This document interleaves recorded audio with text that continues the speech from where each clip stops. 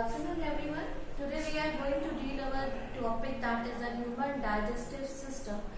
So this is the system which main function is to digest the food.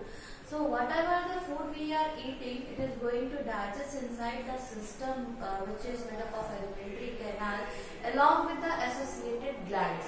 So here we will be seeing first parts like here this one is the mouth.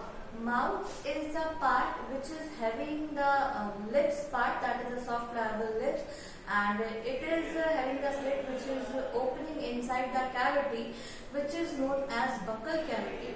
So this is a buccal cavity. Inside this cavity we are having some associated glands also, but before that I will tell you the parts.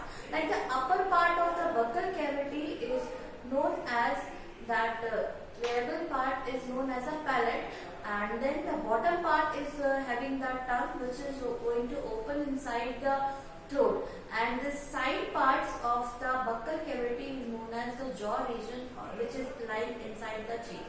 When we are talking about the jaws, then jaws are having 16 teeth on the upper jaw and the 16 teeth on the bottom.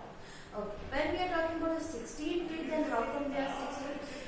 Upper two incisor we are having, and then it is having on the both side, means incisor is basically 2 pair in number, then canine is 1 pair in number, then premolar when we are talking, that is 2 pairs in number, and then molars are 3 pairs in number. So this is what is the dentine of our teeth.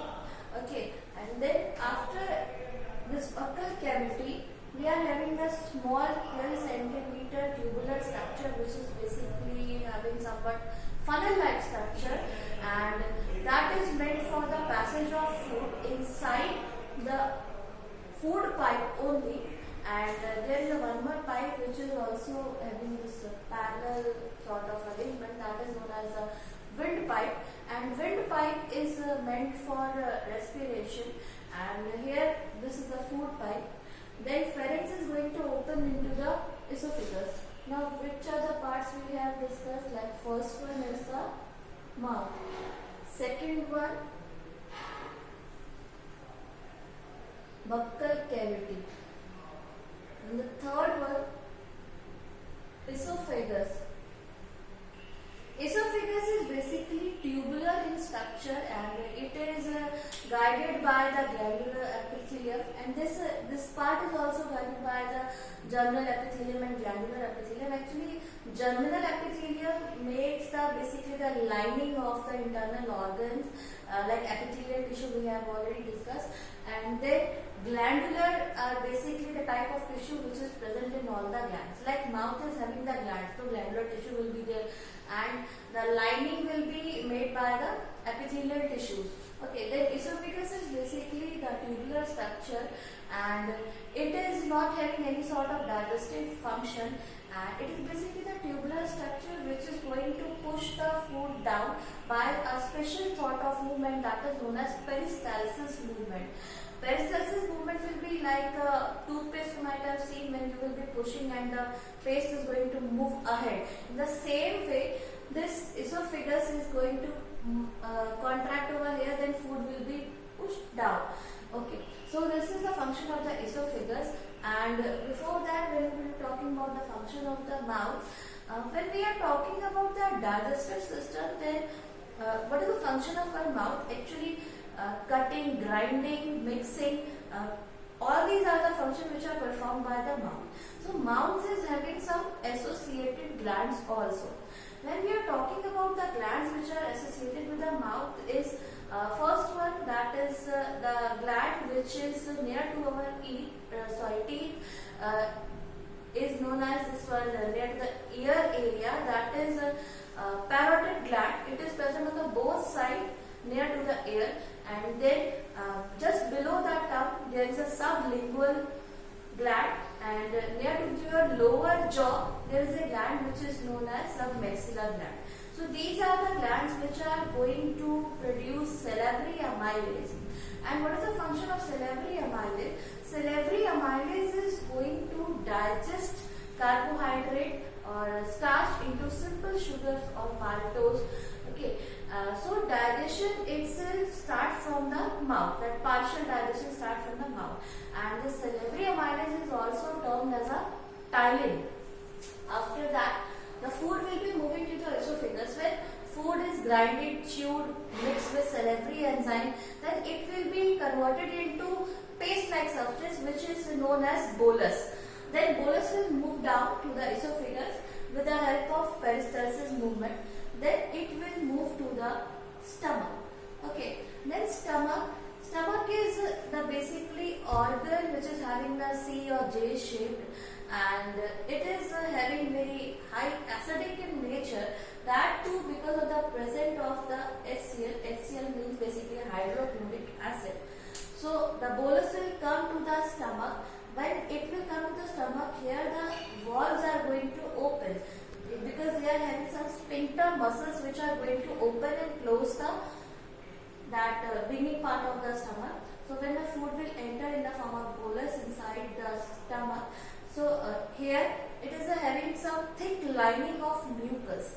Mucus is very important component. How come? Because this stomach is filled with a hydrochloric acid, and mucus lining is there in the inner part of the stomach, and that mucus is going to protect the stomach from that HCl. If HCl directly comes in contact with the wall of the stomach, then it is going to damage the tissue. That is the reason the mucus lining is required. And here HCl is there. HCl is going to activate some digestive enzymes, and moreover, whatever the germs entry will be there with the food, it is going to encounter that germs also. It means it will kill the germs, and then the proteins like other things like fats, like carbohydrates, all are going to stay inside the stomach. For example, carbohydrate. Carbohydrate is going to stay within the stomach for nearly 1 to 2 hours. Then when we are talking about the protein, it will stay up to 3, and then when we are talking about the fats, these are going to stay for maximum 6 hours. That is the reason when we are eating, then after some time we are feeling as if our stomach is filled with the food, because these foods are going to rest inside the stomach for digestion. And when we are talking about the digestive enzymes, then trypsin is the enzyme which is present inside the stomach, and then which is going to act on the protein. And lipase is there, which is going to break the lipid into fatty acids and glycerols, and other things are there like renin is there, which is going to act on the milk protein. So here are the enzymes which are present inside the stomach. That list I have already given you in the form of a reaction. You can refer that with. Okay, and along with this, there is an associated gland which I was telling you about. This is the liver. Liver is known as the largest gland of human body. And now I will be talking about the function of the liver. Liver is a gland which is producing some digestive enzymes like bile juice, and that bile juice is going to store inside this bag or pouch like structure, which is a very small structure, and it is going to store inside this gallbladder. And this gallbladder, when this fat will be moving inside this small intestine, that time this bile juice is going to be poured inside the small intestine. And there the process which is going to happen over here is known as emulsification. Emulsification basically means the digestion of fat. So the digestion of fat itself doesn't complete inside the stomach only. It is going to be digested in the small intestine. As well as we are having the other gland that is known as the pancreas. When we are talking about the pancreas, then it is going to secrete some pancreatic juices, which is having some sort of amylase also, like then the protein digesting lipids also, lipase, and then it is going to pour that substance inside the beginning part of the small intestine, which is known as duodenum.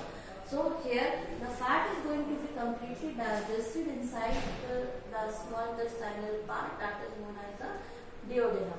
Actually, small intestine is having 3 parts, that is duodenum, jejunum and the ileum. So this one is the beginning part, and here then it is going to pass to the large intestine. Before that, let's see esophagus. Basically only passage of the food, it is going to connect to the stomach, and stomach is having acid like HCl, other thing pepsin, renin, and lipase are also there, which is going to digest the food partially, but complete digestion will be there inside the small intestine only. So what are the parts we have already discussed? Esophagus, then stomach we have discussed, and the next part is small intestine.